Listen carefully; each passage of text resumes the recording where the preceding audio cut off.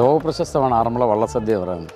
ലോകത്ത് ഇത്രയും വിഭവസമൃദ്ധമായ സദ്യ മറ്റെവിടെയും കാണാൻ സാധിക്കത്തില്ല. അത് തന്നെയല്ല, ഇതിൻ്റെ ഒരു പാരമ്പര്യ രീതി, അത് പൈതൃക രീതിയിലാണ് ഈ വള്ളസദ്യകൾ നടക്കുന്നത്.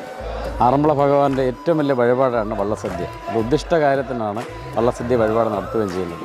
ഈ വർഷം ഏകദേശം 500-ൽ പരം വള്ളസദ്യകൾ നിലവിൽ ബുക്ക് ചെയ്തിട്ടുണ്ട്. അതിന് മുകളിലേക്ക് പോകുന്നൊരവസ്ഥയാണ് കാണുന്നത്.